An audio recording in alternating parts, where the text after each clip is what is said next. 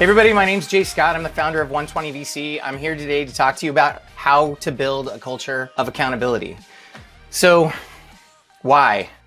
I read it in a lot of articles. I meet with clients and often they're talking about building a culture of accountability. And I ask a lot of questions, but if I were to distill the reason for this conversation, it is generally speaking because leaders don't feel like they're getting the results that they think they need from their team members.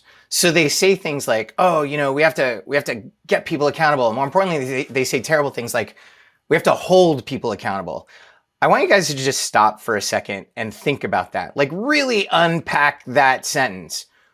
We say it all the time. We've been taught to say it. We read it. We need to hold people accountable. What's that look like? Like, do we like actually physically grab somebody and tackle them down to the ground and yell in their face like, you will do what you need to do? No, right? Because that would be illegal. All in favor, say aye. Aye. Aye. Right? And so if you really stop for a second and ask yourself, can you actually make somebody accountable if they don't want to be accountable?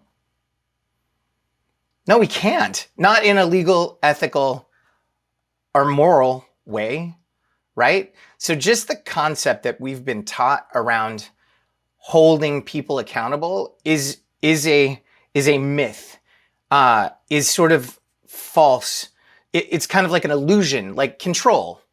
So at least my generation was taught in business, if you're a manager, the idea of getting good outcomes is about being in control of your team. But again, that's an illusion because we can't control anyone either. All in favor, say aye. Aye. So in business, we hear a lot about building a culture. We hear a lot about the need for accountability. And so today I'm actually going to talk about practical ways to build a culture that includes accountability. And spoiler alert, that has absolutely nothing to do with holding anybody accountable. We're not going to do that anymore. In fact, I want to encourage you guys to just stop saying it. Because it's not true, like it's an illusion. So saying it really only undermines our ability to help people get and stay accountable, because accountability is absolutely critical to running a healthy business, but we're not holding anybody to anything. All right, so moving right in here, starting with the language of accountability. So I make the assumption that the vast majority of the time when people are talking about they need to improve accountability or they need to hold people accountable, it's because they don't feel like they're getting the results that they think they need. However, I'm not there. I can't see this for myself. If I'm involved in the conversation, it's usually the precursor to them inviting me into their organization. And so the very first thing that I do is I listen. So I'm being told that they need help with accountability. I assume that this is true, and I assume that they're not getting the outcomes, but I want to test this. So what I've learned is there's a language to all things, and there's a language to accountability. So I listen when I join them in their meetings. I listen to the things that they're saying, and when they're talking about getting things done, if I hear things like I can, I will, I do, I know, I choose, yes, and no, this is a pretty high accountability group. However, this is generally not the language that I hear when I've been invited into an organization because they don't feel they're getting the results that they think they need. The language that I hear is, I will try, I guess, I should, I might, maybe, I think, or I don't know. What do you do with this? Like Dimitri, Mina, Wyatt, as I was saying these things, were you relating? Like, could you see how I can it feels like a good commitment. I will feels like a good commitment, but it's probably not infrequent that you ask somebody if they can do something and you get back I'll try, I guess, I should. And I remember when I was younger, if I got an I will try, I was like, cool, thank you, high five. And then you know what I noticed happened frequently? That I will try resulted in us not getting the thing that I thought we needed when we needed it, right? So really the practical use of this, meaning listening to see if you have a culture of accountability, more importantly, listening to the words that people use when you're trying to foster a good commitment, If after doing all the things that we're going to talk about later to foster a good commitment, you get an I can, I will, a yes, yes, or even a no. No. So often when I say no is language of accountability, people ask, how is no language of accountability? Because it's the setting of a productive boundary. People don't like to say no. Early in my career, I thought my job was to get people to say yes, right? Like get people to a yes. And there's two ways to do that. There's the toxic way, which is not me, but I will try to inspire you. I'll be like, Win, you're amazing. Please, Win, just say yes because I need you to do it. Win. Dimitri, please, man. It's got to be you. Please, right? Like it's got to be you. Maybe not like desperate like that. I realized I was just sounding kind of desperate, but more like inspirationally trying to get the yes. But the problem with that is if I inspire Wyatt to the yes, is it a good yes? Like what's the likelihood that I've increased the success or the possibility of success for Wyatt if I've talked him into the yes? Like 0. So more I listen for the I'll try. My response to I'll try is, so no. I did this to Mina once. She was like, well, no, I'll try. And I was like, I know you'll try, but there's a reason you didn't say I will.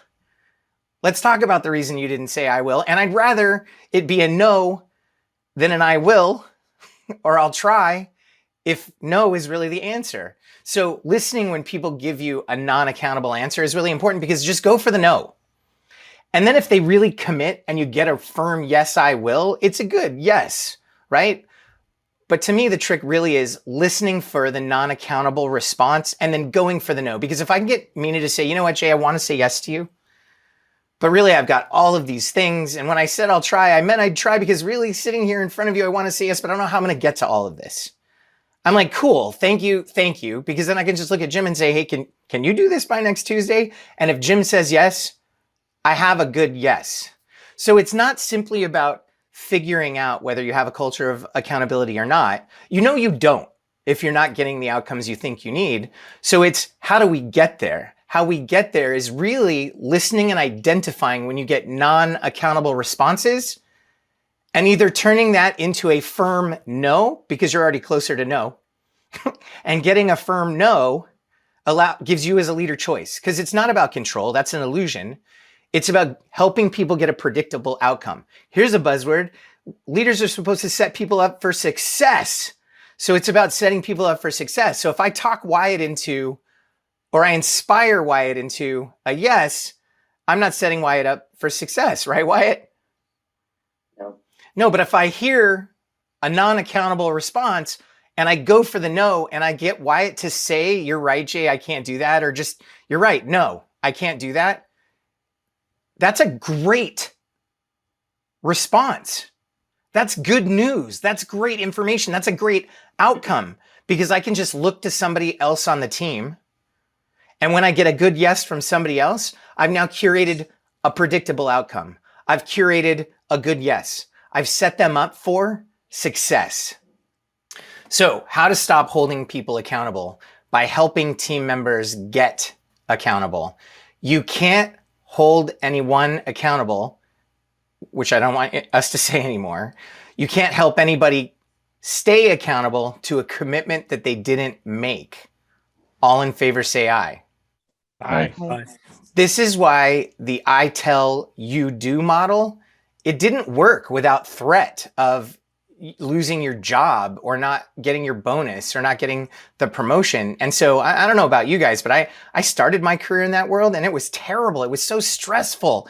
Like I feel the vast majority of people spent time trying to keep their jobs, which detracted from them actually performing in their jobs, which is to create value for the organization. So much time and energy wasted in the I tell you do command and control model. So accountability. People have a weird relationship with the word accountability. I say accountability and people say, ew, in their minds, like nobody has ever oohed me out loud. Maybe my mom, I don't know. But like we have this weird relationship with accountability that really starts when we're little kids. Who's got kids? Yep. All right, so half of us. Cool. So I'll tell you, those of you that don't have kids, they're fast.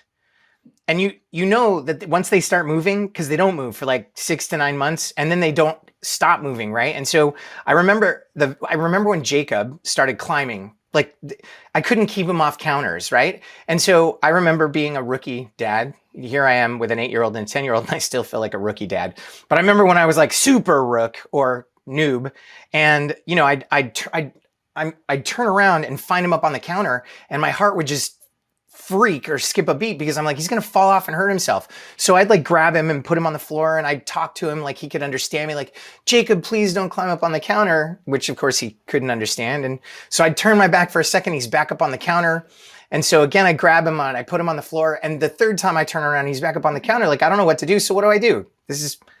Don't call Child Protective Services or anything, but I probably smacked his hand, and I was like, sternly like no, sounding like putting my mean dad voice on, and I put him back on the ground, and it worked. Let's unpack that for a second, right? Like, he probably thought we were playing a game, and then he got smacked, right? That felt terrible, like a punishment. Now, the boomers were open about it, right? Like, that generation called it a punishment. My dad definitely called it a punishment. Like, we're a little more modern these days. We call it a consequence or the setting of a boundary. But do you think Jacob felt like it was a setting of a boundary or a punishment? Or was he just confused? He was probably just confused. Like, what the heck? I thought we were playing a game, and then my dad like smacked me. What's wrong with him? Does he have like a personality disorder or something? Well, he probably didn't think that. But then fast forward, and we get into our teenage years, and, we do things that our parents don't consider responsible, and we start getting lectures for being irresponsible. And when we don't do what our parents say, when we're, according to their definition, irresponsible, they mix in, responsible and accountable, and we're hearing all these words. They take things away from us, right? They take away the car keys, they ground us. Do these things feel like consequences or boundaries? Do these things feel like they're trying to teach us, or do they just feel unfair? What do you guys think? Think back when it was you. They felt unfair. Like, we could not figure out why our parents just didn't understand what it was like to want what we wanted. Why wouldn't they let us do it, right? But then fast forward and you're a parent, and frankly, it's because you're terrified. And you just want the best for them.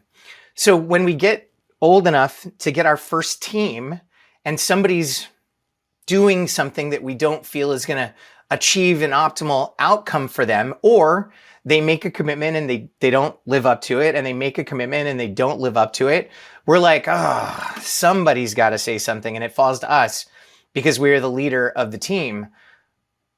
But generally speaking, nobody wants to have that conversation. Like, we are reluctant because we feel like that it's going to feel like a punishment or a consequence, like it did when our parents were trying to lead us when we were younger. And so this weird relationship really impacts our ability to help people get and stay accountable, because we really think and feel it's a necessary evil. As leaders, we go into these conversations with like, ew in our hearts, right? And even a little scared that, this person that we care for, they're on our team, we care for them, we're going to have to say something they're not going to like, and this is going to damage the relationship, right?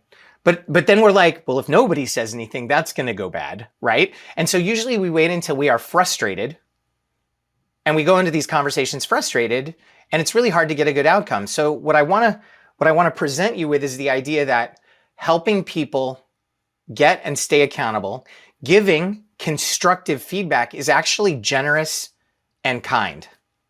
Have any of you guys ever been sharing or lamenting about a situation to a close friend, and after listening to you for like 10 or 15 minutes, they were like, I knew that was going to happen. And if this didn't happen to you, I'm so glad, but you saw it on TV. Like, it's not an uncommon narrative. So if this did happen to you, or even just watching it on TV, how did you feel when that individual said to the other person, I knew that was going to happen? Well, why didn't you stop it? Like a little betrayed, right? Yeah. Right? Why didn't you tell me? Why didn't you tell me? Is the first thing that pops into my mind every single time. Is like, well, if you knew this was going to happen, why didn't you help me avoid the pain that I'm suffering or that I'm in right now? If you knew that this pitch I was going to make was going to get me fired, why didn't you tell me? If somebody knew that what you were doing was going to achieve a suboptimal result or frustrate your success, you would want them to tell you. All in favor, say aye. Aye. And it's true that often when we're being told something that would help us avoid a failure or be more successful, it doesn't always feel great. Doesn't always feel great. We don't always receive it great, which is what makes it generous and kind, because it requires courage. So a couple of tips, and then I'm going to move into some more strategies. We don't hold anybody accountable. We help them get accountable and stay accountable. So moving into the very first strategy to do this. So we've all been taught that listening, good listening, is not interrupting, making eye contact, nodding, and every once in a while making noises like, or saying things like, yeah, yeah, so they know that you haven't fallen asleep. That said, while practicing this good listening, which is what I would call passive listening, have any of you ever sincerely gotten lost? Like you were actually paying attention and you found yourself thinking, what? I don't even know what they're talking about. So you feel compelled, because you care, to interrupt. So I interrupt Wyatt and I'm like, Wyatt, like, dude, I don't understand. Now Wyatt's been talking for like 15 minutes and I interrupt him and I'm like, dude, I don't understand. Right? And in this scenario, have any of you guys received the following? The person that you interrupted to tell that you didn't understand repeats themselves verbatim, only louder. Yep. And you're thinking, why are you yelling at me? More importantly, I heard that the first time and I didn't understand. But the other side of that, the reason this person has raised their voice now and is repeating themselves verbatim is because they had no indication that you were actually listening to them. And somewhere in their subconscious, they're feeling like, had you been listening, Jay Scott, you would understand, because what I was saying is crystal clear. But this is clearly not the case. So with passive listening, there's no way for the sender to know what the receiver is receiving. So now let's talk about how this works in the workplace and how we've all seen it. So I want you guys to remember a time where you had a manager come to you and say, hey, we've got to do this, and I think you have the expertise. Are you the person? And you said, yes. Then they said, cool, here's the vision and here's the value it's going to create for the organization. They basically set the expectation for where we're going to go, and then they look to you to figure out how to do it and deliver it because you're the subject matter expert. And once they finish talking, they look at you with all seriousness and they're like, do you know what you need to do? And the intelligent person that you were is like, well, yeah, I know how to do this thing that I think you just described. And you went off and you worked for 3 days really hard and came back and were so excited about the result. You dropped it on their desk and you were like, whoop, there it is. And they looked at it and they looked at you and they looked at it and they looked at you and they start shaking their head and they're like, no, this is not what I need. How did you feel? Just blurt out a one-word emotion for how you felt in that moment. Upset. Fail. Not good. I like that. And I've asked this question out to thousands of people, and universally, it's negative. Nobody feels good. And I think this is because fundamentally human beings want to be successful. We want to be successful at home, with our significant others, with our children, with our friends, at work, with our colleagues. We want to be successful. Nobody wants to get it wrong. What's funny though, on the flip side, so first of all, if I was the manager and I asked you the yes or no question, do you know what you need to do? And you gave me a yes, it's a bad yes because I don't know what you heard. I did not set you up for success. That's actually on me because I asked you a yes or no question, which is a rookie move. But then when you come back and you drop the thing on the desk, I'm looking at it and I'm like, oh, that's not good. And I understand, but I'm thinking about me because you not getting the necessary expected result impacts me. So I feel frustrated. I felt devastated when I delivered the wrong thing. But when the team member that I was supposed to have set up for success delivered the wrong thing, I felt frustrated. Is this something you guys can all relate to? Yep. But it's ironic because, and then, well, then we jump to attack. Like they're not committed. They weren't listening, right? They made something else a priority, so they rushed. But this is, if we put ourselves in their shoes, we know that this story that we're telling ourselves in this moment is not true. It's not true. And we're the leader. The key performance indicator of a leader is that we enable our stakeholders. Our team members are our stakeholders. Our executives are our stakeholders. Our customers are our stakeholders, right? The key performance of a leader is that we enable our stakeholders to deliver the necessary and expected results. So I've not set somebody up for success by asking them a rookie question. They said yes. They worked for 3 days. We'll never get that back. They've delivered an unexpected result. They feel terrible.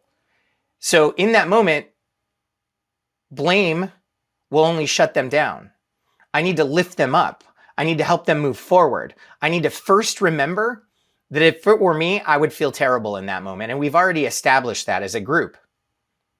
Second, I need to remember that humans retreat from pain and chase pleasure, and therefore blame is the discharging of discomfort and pain, according to Brené Brown.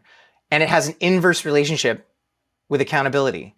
So if I blame, like if it's their fault, I don't have to feel bad. However, if I blame, I'm shutting the situation down. I'm going to further destroy the relationship with the individual that feels terrible, and we're not moving forward. So if I can put myself aside in the space between stimulus and response, Mr. Viktor Frankl, right? I get the unexpected result. I think about myself first, which is nature, not nurture. And I take a deep breath and I ask myself, what do I really want? The answer is always, I want to be successful. Then I ask myself, what's the key performance indicator of a leader? And that's to enable the stakeholders, or enable my stakeholders, to define and deliver the necessary and expected results. I can turn to that individual and I could lift them up. Then I can start practicing active listening, because this would avoid that entire situation. So a better question, and Dimitri, I'm going to work with you on this one. You don't have to do anything except just, look handsome. So I come to you and I say, hey, I'm really excited. There's this thing. This is what I think we need to do. And I think this is firmly in your lane. And you look at me and you're like, yeah, this is what I do. And I'm like, cool. Here's what I think we need to do. Not how. That's not my role. You're the subject matter expert, right? Here's what I think we need to do. And here's the value that I think it will create for the organization. And instead of asking you a yes or no question, I'm going to say, are you in? You're going to say yes, hopefully. If you say yes, I'm going to ask you this question. Okay, cool. Do me a favor and run me through your immediate next steps and how you see this creates value for the organization. This is the open-ended question. Now, this is really important. As you start describing your immediate next steps, these will be predictive of the outcome that we're going to see in a day, 2 days, 3 days, 6 months. Had I done this the very first time, I would have avoided the loss of the 3 days, because I would have found out that we were not on the same page, that what they thought I was describing was different than what I was describing. And so when I asked them if they knew what they needed to do, they did, but they knew what they needed to do the thing that I didn't need, right? So now I ask you, hey, walk me through your immediate next steps. You start describing, and I'm listening, and I'm asking myself this question. Do I understand how this will achieve our shared goal? What I'm not asking myself is this how I would do it? Because the way that Dimitri would do it is optimized for Dimitri. The way that I would do it is optimized for me. Again, this is probably a rookie move or a rookie tactic that I employed in my youth. And that's that I thought I was the smartest person in the room. And therefore, if Dimitri's not going to do it the way that I would do it, well, he needs to learn, because my approach is phenomenal, right? This is wrong, right? My approach is not optimized for Dimitri. Dimitri's approach is optimized for Dimitri. So my job as a leader is to help Dimitri architect his own roadmap to the shared goal. So I'm listening and I'm just thinking, do I understand how this will accomplish the shared goal? And every once in a while, I'm interrupting and I'm describing what I think Dimitri is saying. If I'm on the same page as Dimitri, he's going to say, yes, that's exactly what I'm saying. And if I'm not, which happens, he'll explain it differently to me, right? It'll just be like a natural interaction. Hey, let me interrupt you. This is what I hear you saying. If yes, you're like, yes. If no, you're like, no, let me try it. Let me describe it a different way. And this will go on until I've asked enough questions, I've reflected enough, and I still don't get it. Now, this is really important. I told you I'm assessing whether I think the approach that Dimitri is describing will get us to the shared goal, right? But if at the point at which I decide it won't, first, this is a judgment. And if I say to Dimitri, I don't think that's going to work, right? What Dimitri might think, and maybe be too polite to say out loud, is, then why did you ask me? Just tell me what you want to do. And this is the opposite of leadership. I've just shut the whole leadership conversation down because I've judged it. Here's the other thing too. I'm making the assumption that it won't work. This is not a fact that it won't work. Or I could say something that's much more empathetic, and which is the truth, and that's that I don't understand how it's going to work. So I might say to Dimitri, hey, listen, I don't understand. I'm probably missing something, some detail. I don't understand how this is going to work, and I need you to help me understand how it's going to work. And there's a high degree of likelihood that you would be delighted to explore this with me, because in your mind, you see it working. Okay, you get it. I don't get it. Whereas if I say it's not going to work, I'm judging and I'm shutting the conversation down, and it's an assumption, not a fact. But if I say, I don't get it, help me get it, this is a fact, and it's also very empathetic and encouraging further conversation. So I'll move from empathizing, establishing the fact that I don't get it, into clarifying. So I'll ask questions to try to understand. Have you thought of this? What about this? And I might, in asking questions, find the piece that I was missing that would give me clarity to Dimitri's approach. And if I don't, I might just reach a point where I say, okay, I still don't get it. Let me tell you what I'm seeing in my head. So I describe, hey, this is what I'm seeing. One of two things at this point is going to happen. In what I'm describing, I'm seeing, Dimitri is going to realize that I was missing something, like that he had a conversation with somebody, or that, you know, the other company that we were going to work with has been purchased and they're no longer available to support it, which is why we have to work with this other company. Or as I'm describing it, he's going to learn something that I had in my head that he was unaware of, that he was missing something. Either way, if he determines that I was missing something and then he shares that thing with me, suddenly I have clarity. I'm like, cool, now I get how that's going to work. I summarize, I high five him. He rolls on to success. Or he realizes that I've just now provided him some information that he doesn't have. And so what does he do? He's like, oh, I didn't know that. And he goes then to re-architect his approach to the shared goal. I won't even have to ask him, like, hey man, how would you go about this now? He'll just start riffing on a new approach. And if that new approach, if in that new approach I get it, I'm going to be like, I see it. I understand how this will succeed. I summarize, I high five him. What have I done? I've set him up for success. I've achieved alignment. You know, that magical alignment that we leaders are supposed to achieve. I've enabled, right? Like leaders are supposed to enable their team members to succeed. I did. And I've increased the likelihood of success because we both think it'll work. By the way, this is also what teamwork looks like.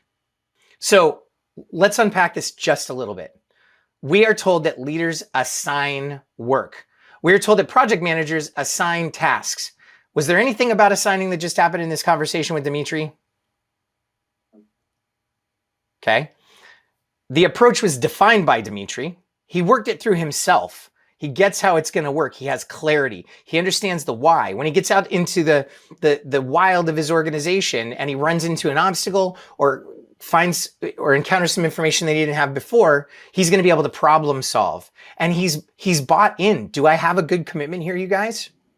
Yep. Yes. Right. So there's a high degree of likelihood we're going to get a great result. So 3 days later, when he drops it back on my desk and says, whoa, there it is, I'm going to be like, awesome. Thank you. High five.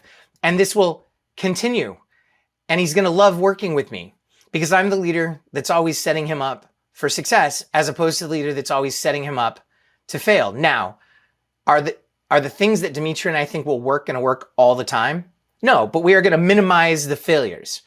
This approach is also great when working with multiple people because you help the team architect their own approach to the shared goal, right? Again, this solution is smarter than just me and Dimitri. It's as smart as me and the 5 people I'm helping architect their own roadmap to a shared goal. I've increased their likelihood of success, but every once in a while it won't work, right? We know that. So what's beautiful about the fact that this is also exactly how teamwork works, when Dimitri is out there in the wild of his organization and he finds that this thing that we thought would work isn't going to work, when he brings it back to me and he drops it on my desk and he's like, look, I'm going to be like, whoa, am I going to feel like blaming? I can't, because I was a good leader before. I've completely eliminated the option to blame because I was on board. So I can truly, sincerely look at Amelia and be like, woof, okay, cool. What do we do now? And jump right back into that active listening exercise.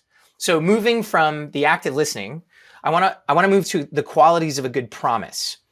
Public, active, voluntary, explicit, and mission-based. PAVE them. So public, often people think when I say that I mean if somebody gives a commitment in the public, they don't want to look bad, so they're much more likely to live up to it. No, shame is not an option. Shame has no place in the workplace. I'm talking about the anchoring mechanism in our heads. So I want you guys to remember back to a time where you were in a meeting and somebody tricked you into saying, yes, I will. I mean, that's why you get invited to meetings. So really, you shouldn't be surprised if somebody tricks you into saying, yes, I will. You say, yes, I will. And then you leave. And for some weird reason, you don't immediately open up your smartphone, find the next available white space and block time to accomplish the yes, I will, because we carry these around. 2 days later, you're walking down the hallway, you look up and you see their smiling face. And the first thing that happens in your mind is, oh my God, 2 days ago, I totally told them I would do that thing. Now, sadly, we've become really good at addressing this situation. We look up, we smile, and we're like, hey, Mina. Mina's like, hi, Jay. And I'm like, you know that thing I told you I'd do 2 days ago? She's like, yeah. I'm like, I've got time blocked this afternoon to handle it. She's like, thanks, Jay. You'll have it first thing tomorrow morning. She's like, cool. Bye, Mina. She walks off and around the corner, and I pick up my smartphone. I look at my afternoon, I clear it, and I block time to do the thing that I said I was going to do for Mina, right? So the reason that public commitments are better is because if I made a commitment to do something in front of Andrew, Mina, Wyatt, like Jim, Wynn, and Anthony, there's a much higher degree of likelihood that I'm going to run into one of you in another meeting before 2 days from now, right? So the idea is that, let's say I make a commitment in one meeting, I go to the next meeting, I don't see any of you. I go to the next meeting and I run into Anthony and I see Anthony. What happens immediately is just Anthony's smile reminds me that I made a commitment to Andrew. And in that moment, I pick up my smartphone, I find the next available white space, and I block time to do the thing for Andrew. So that's why public is important. Active, I just covered active listening on the last slide, so I'm not going to cover it. Voluntary. If no is not an option, you can't count on yes. I think I've covered this fairly extensively through the talk so far, so I'm not going to go much deeper into this, but if no is not an option, you can't count on yes. And I find myself in my career going for the no. And if I get a yes, it's a good yes. If I get a no, it's a great no because it gives me choice. Explicit. Who, what, by, when. So I teach this. And I've been teaching this for years. And somewhere in the last 2 years, I had my dad over for dinner. And before dinner, we always start a fire in the backyard in a fire pit. It's not weird. In a fire pit. And we do s'mores before dinner. So we're sitting there making our s'mores. And my dad looks at me and he's like, Jay, I still have that firewood in the back of my rig from the last time we went camping. We should go get it. And I was like, yes, we should. We finished our s'mores. We finished dinner. He goes home with the wood in the back of his truck. A couple weeks later, he's over. We're doing the s'mores. Triggers it. The anchoring mechanism in his brain is like, oh, Jay, the firewood is still in the back of my truck. We should go get it. I'm like, yes, we should. We finished our s'mores. We finished dinner. He goes home with the wood in the back of his truck. A couple weeks later, same scenario. But when he says, we should go get it, and I must have taught this that day, I was like, oh, I know what's happening. So I looked at him and I was like, hey, Dad, would you mind getting it? He was like, yeah, no problem. And he walks off. So if I were to reflect on what was happening, he's thinking, I'll go get it because I do the s'mores and I need the firewood. I'm thinking he'll go get it because he's offering and it's in the back of his truck. And because I didn't have an explicit commitment, nobody got it until what? I got an explicit commitment. And it was as simple as saying, hey, would you mind grabbing it? No problem. So moving on to mission-based. I always ask people after I ask them how they would go about it or what their immediate next steps are, how they see this creating value, the why, like why are we doing this? And that really is that's really for two reasons. One, so often in my career have I seen people doing things because it was required, which means they don't understand the value that is meant to be achieved by the exercise, which also then means that there is a high degree of likelihood that they will not achieve that value. Two, it also means that I have not set them up for success if they don't understand why they're doing it They can't solve problems, right? So whatever approach that I've helped them come up with, if they don't understand the why, the second they run into an obstacle, they have to come running back to me. I've not enabled them. So it's really important that we get alignment, not just on their immediate next steps or what it is that we're doing, but also why are we doing it, so they can actually use their brain to solve problems to ensure we get the shared outcome that we need. So that's PAVM, qualities of a good promise. Jumping then into leadership is getting committed responses. This is a different way of looking at, if no is not an option, you can't count on yes. So we already know that yes is accountable, no is accountable. But no, we kind of, when somebody says no, we kind of expect a little bit like, okay, cool, no problem. Just tell me like why, involve me in the no, right? Like, what is also a good response is the promise to respond. I don't know, which is language of non-accountability, but then add, but I'll get with my team and I'll get back to you by 5 o'clock, becomes accountable. Because I don't know, but I will find out and I will get back to you by this time. Or the counteroffer. I can't get it done by Monday, Jay, but I can get it to you by Tuesday. Again, giving me back choice. So I'm going to think, I really feel like Anthony's the right guy for this, but do I need it Monday? Can I wait till Tuesday? If the answer is no, and I need it Monday, I'm not going to try to talk Anthony into it. I'm just going to look at Wyatt, or I'm going to look at Win, or I'm going to look at Jim. And if I get a good yes, I've fostered a predictable outcome. And that's what leadership is about. That's what building a culture of accountability is about, right? Helping our team members get accountable so we can help them stay accountable. So how to stop holding people accountable? It's really simple. Active listening, PAVM, committed responses, and then send out the notes. And by notes, I don't mean everything that took place in the conversation. The way that we prescribe notes is capture the agreements, the things that we agreed we would do, right? When we invite people to meetings or we have conversations with people, generally, it's to move the ball down the field on any initiative that we are responsible for. So if I'm engaging you on a decision, ideally you have the authority to make a decision, and it might be like selecting a vendor. It might be selecting a product. It might be deciding by when we need something. It's not necessarily immediately actionable, but it is a decision that I need to shape the plan to pull the team and the resources together to accomplish something. Or I am going to get somebody to agree to work on something, right? These are the only two reasons we have meetings. Agreements, commitment to work, right? Essentially, we get together, we huddle, and then we move the ball down the field as a team. So I always send out the meeting notes. I think it's crazy that we carry around these things, and when people say, yes, I will, they don't open them and immediately block time. And I could regularly lecture my team members. I could say, you should block time in your smartphone. You should be better at taking notes. I should all over them, but this has never gotten a good result. Or I can just acknowledge that in the 22 years I've been leading 120 VC, in the, 4 years before that I was in the corporate world, people are terrible about managing their commitments. People are terrible about keeping their notes. And no matter how often I should on them, this is probably not going to change. So I put out the notes. And this is great because two things. When they're panicking 2 days later because they remember that they committed something to me, but they can't remember what, they could just put my email address in the search bar. My notes are going to come up, right? I've decreased their stress level. I've helped them stay organized, because that's what leaders do. We enable our team members to define and deliver the necessary and expected results. So I'm helping by sending out the notes instead of shoulding. The other thing, and I love working with product managers or scrum masters, because their big thing is the developers should log their own tasks in the backlog. This is big should. They're very angry. They're very angry as a community, right? Like the developers, they're just so irresponsible. They should be logging their own stuff. I'm not their secretary. Okay, that's definitely one story. I ran an experiment once where I pulled together a group of scrum masters. And I said, look, let's just, for a month, I get your position. Have you ever won? Meaning, have you ever gotten the developers to log their stuff? No, and I'm very frustrated about it. I'm like, okay, cool. Let's try something different just for 1 month. I said, each of you, including me, when we have interaction with them, because it was just us, we'll put out the notes and we'll log the tasks, not the agreements, but the tasks to the backlog. And I said, here's what I think is going to happen. Suddenly, they're going to realize that they don't have to remember, and that there's one source of truth. And we're going to send out the notes, but they're going to very quickly realize they don't even have to go look for our notes because everything that they are committed to is now in the backlog and it's searchable. And it takes us like 2 minutes to put it there.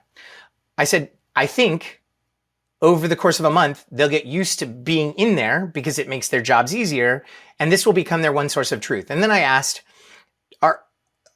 do they only identify tasks when meeting with you?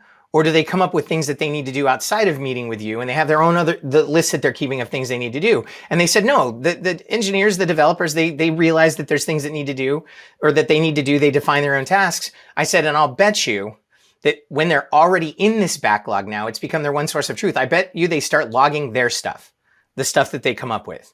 I was like, then at that point, we could stop sending the notes and we can start logging their tasks because we've already made this valuable. We're the leader, we do the work. We can't be too busy to help them change, right? So I've made the lift that they need to make much simpler, right? So at the end of the month, I called these guys back together.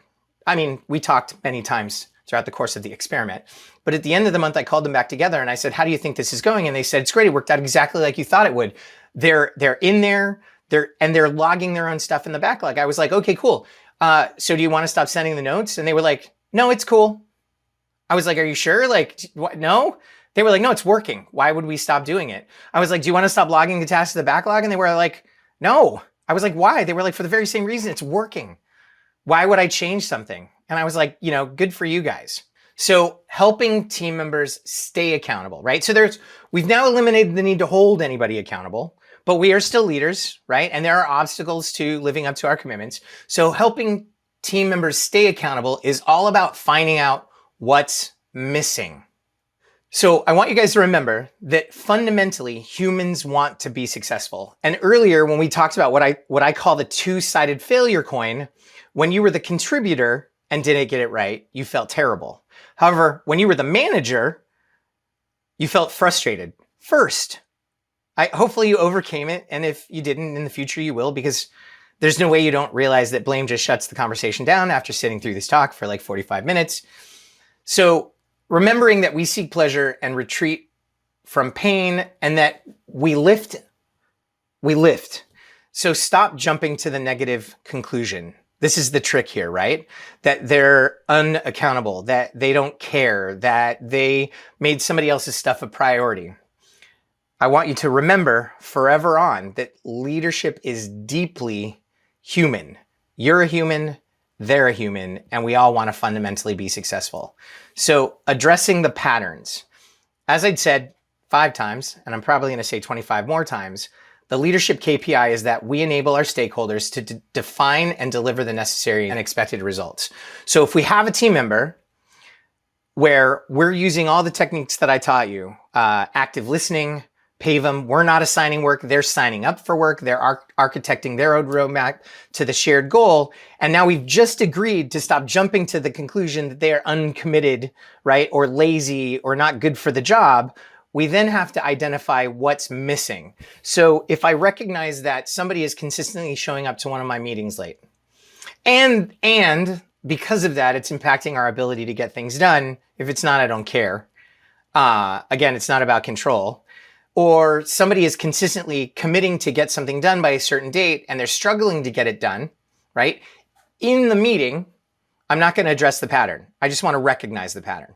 So somebody shows up, the thing that they had committed to isn't done.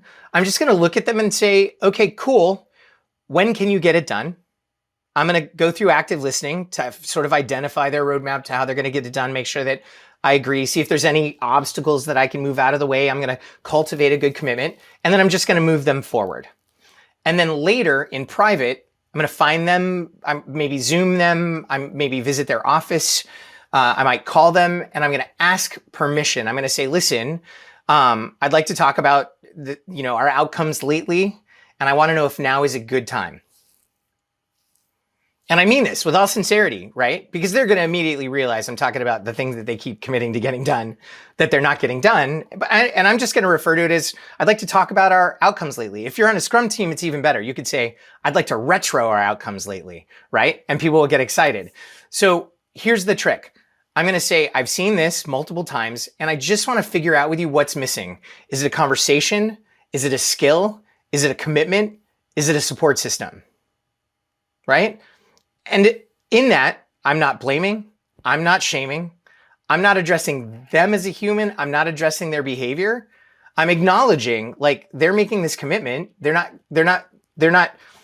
living up to this commitment. They're not being accountable to their own commitments. So like what's missing, right? How can I help you? Do I need to go have a conversation with somebody on your behalf, right? Like, is it that you have too much? Do you not know how to do it? Because I could help you. I could get you some training, right? Is it that we need to get a commitment from somebody else to really support this initiative? Because like your heart's in, you've been assigned, but your manager doesn't really believe in it? Or is it that there's no support system for you to manage all of your commitments across the 10 projects? I don't know what it is, but I want to help them figure it out. So once I've done all of this, I've either helped a team member get accountable, I've established the building blocks for a culture of accountability. And sadly, if I find somebody still, after all of this, for one reason or another, can't stay accountable to their own commitments, here is the truth. What's missing is either attitude or aptitude. And this is a hard determination, but it's definitely easier if you know that you've been the best leader possible. If you've done everything that I've walked you through today, you've been a great leader to them. You've given them every opportunity to up their game. And so at this juncture, it's time to do the right thing. Because if you let it go anymore, you're going to get frustrated, they're going to get frustrated, and you are going to part on bad terms. If they lack the attitude or the aptitude, you can't fix it. All we as leaders can do is support our team members, set them up for success, but they still have to be the ones to succeed. Otherwise, you end up with a vacuum or a gap in what needs to be done. So in this case, you're going to help them find their bliss elsewhere. It's not going to be critical. They're not going to be happy, right? When you address this, when you say, look, we've gone over this multiple times. It's not the thing that we need to happen isn't happening. You can't be happy because remember, human beings fundamentally want to be successful. And I'm going to suggest that they start looking. I'm going to suggest that I'm helpful. How can I help you? Do you want me to write you a reference? I'm happy to take reference calls, right? And I'm going to help them find their bliss outside of the organization. This is the last mile of building a culture of accountability. Is once you've done everything that you can to foster a culture of accountability, if you've got anybody left on the team that just can't be accountable for the commitments that they are making, if you leave them on the team, this will create, they will basically become a virus that continues to eat at this culture that you're trying to build. And they are going to become more and more unhappy. You are going to become more and more unhappy. And it's fundamentally going to undermine everything that you're trying to accomplish. So again, help them find their bliss somewhere else. And this really gets you across that last mile toward building a culture of accountability. All right, you guys, thank you very much. Do my high five.